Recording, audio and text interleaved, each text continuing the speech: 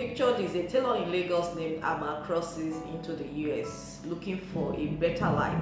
She works for years, raises family, pays taxes, then suddenly gets detained by United States Immigration and Customs Enforcement (ICE). She can't post bond.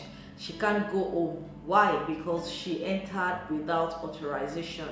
Today we unpack how immigrants who entered without authorization may now face mandatory detention with no bond allowed. What that really means for people, including those like Hama, and why Nigerians and other watching from abroad should pay attention. Until recently, many non-citizens who entered the US without legal admission still had a shot at a bond hearing, meaning a judge could review whether they should stay detained while their removal, that is deportation case, proceeded.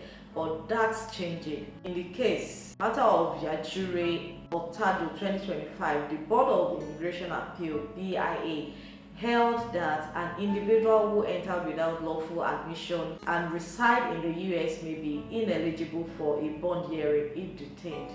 A legal explainer put it plainly: even if someone has lived in the US for years, immigration judges cannot grant bond if the individual entered without lawful inspection. The NBC style summary: non-citizens classified as applicants for admission who entered without lawful inspection may be subject to mandatory detention and no bond allowed. In short, if you enter without authorization or never got lawful admission or inspection, you may now be locked up for the duration of your case with almost no way out via bond. The real consequences. What does this mean for the real people behind the law? First thing is no opportunity to post bond. Usually when someone is detained for removal proceedings, they might ask a judge, can I be released on bond? The judge assesses flight risk, danger, and whether the person can show up for hearings. But under the new interpretation, that option may be closed off for many who entered without authorization. That means you could be held indefinitely, until your case ends in detention. The second is long-term detention equals disruption. You could be away from children, partner, job, community for months or years. Legal representation becomes harder. Hearings may be remote, facilities may be remote. For someone living decades in the US, even with community ties, this policy could rip the ground from under them. As a Nigerian or immigrant considering moving to the US, this demonstrates serious risk if you cross without authorization or overstay without status. The third is who is affected. According to legal analysts, those who entered without inspection, that is, sneaked in between ports of entry, or without proper visa or admission, people who may have been paroled or released at the border but never formally admitted. Even after years, they might be treated as if they are still applicants for admission.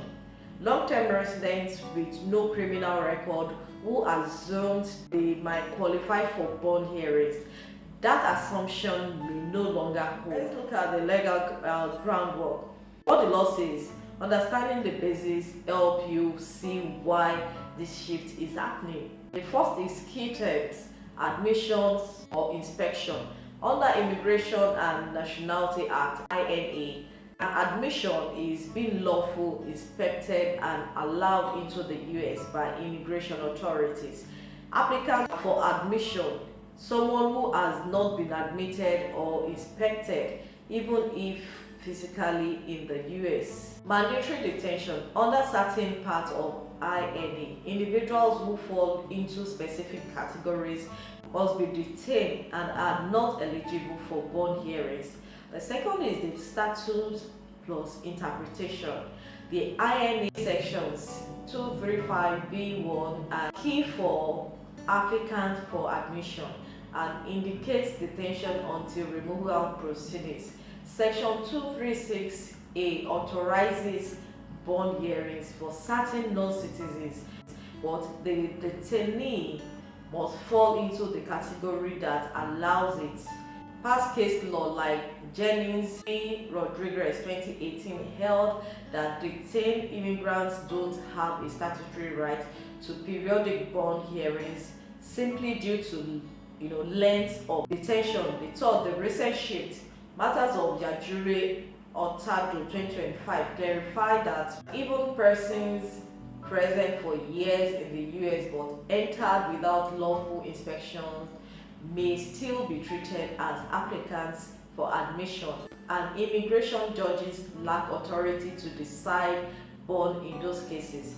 Advocates warn that this change could mean millions become tied to mandatory detention when previously they may have had bond eligibility. Implications for Nigerians and other diaspora viewers. You are watching from Lagos, Abuja, or elsewhere in Nigeria. Here's why this US policy matters for you or others you know. The first is, if you plan to migrate to US, crossing without authorization or overstaying a visa can have much harsher consequences now than even a few years ago. Even if you become established, job, family, community, that history of unauthorized entry could limit eligibility for bond if detained. Knowing this ahead of time helps you plan more carefully. Seek legal entry, maintain proper documentation, know the risk of unauthorized access. If you already are in the US, if you enter without inspection or paroled, not formally admitted, you may want to review whether you are classified as an applicant for admission. It's important to consult immigration counsel to understand risk of detention without bond and explore parole or other relief. Ensuring family member in Nigeria or elsewhere know your documentation records and where to find them is wise.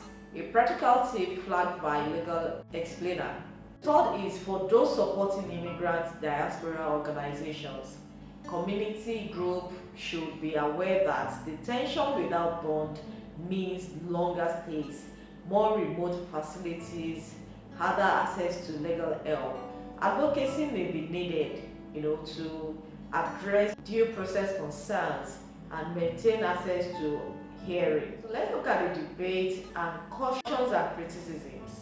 Pros from government side, officials urge the law is being enforced as written, that those who enter without lawful inspections should not enjoy the same procedural rights as those who lawfully enter.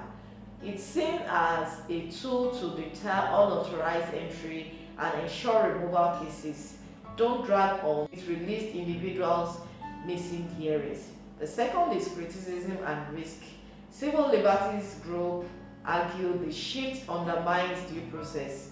People may be detained without individualized bond hearings based solely on entry status. That long-term residents or those with strong community ties, no criminal history, may now face indefinite detention. Legal challenges are emerging. For example, some federal courts are pushing back where detainees are not subject to mandatory detention categories yet, still denying bond. The third, it was not clear yet exactly how widely this policy will be applied. Uniform across all jurisdictions, some courts may interpret differently. Whether parole, release at discretion of authorities, may substitute for bond and how often that will occur. Whether future legislation or court ruling will restore more bond eligibility rights. Now let's look at the practical tip for immigration and families. Document your entry history. Keep passport stamps, any release from border patrol, ICE, parole letters. This can help you or your lawyer argue eligibility. Legal explainer points. Know if you were admitted or inspected. If you entered legally and were inspected at the port of entry, even if you later overstayed. may have different rights versus someone who entered without inspection. Another thing is sick legal cancel early, especially if you are undocumented and in removal proceedings. No relief may exist. Asylum, cancellation, adjustment of status. Family in Nigeria should track documentation. The Nigerian family should know where your activities records are held, especially if you are detained, so they can support you. Plan for long detention risks. If you enter without authorization, you may face longer detention. So plan financially, emotionally for that scenario. Advocate and stay informed. Immigration law is changing rapidly. New case law or policy may shift what is possible. Stay connected to immigrant rights groups. So why this matters in the big picture? This change reflects a broader tightening of immigration enforcement and increased detention, especially in the US. It affects not just recent arrivals but potentially long residing undocumented immigrants who thought they were safe from detention or that bond was available. For countries like Nigeria, where many nationals migrate to the US for work, study, family reasons, it sends a signal. Legal entry matters. Assumption of leniency may no longer hold. It raises human rights and due process questions. Individuals being deprived of liberty simply because of how they entered, regardless of arguably strong community ties. Here's the bottom line: if someone entered the United States without lawful admission or inspection, the new legal interpretation via matter of jure hurtado and related guidance may mean they must be detained without bond during their removal proceedings. Even if they have lived in the US for years, this is changing the landscape of immigration detention. For Nigerians or anyone thinking about migrating or already in the US, undocumented, this is a reminder that the way you entered, your status may matter enormously. It's not just about getting in, but also about potential consequences if found by ICE or in removal proceedings. While the government frames this as enforcing law, critics warn sweeping detention and erosion of rights. The legal fight will continue. I hope you find this video helpful. If you do, kindly like, share and subscribe. I will see you in the next one. Bye.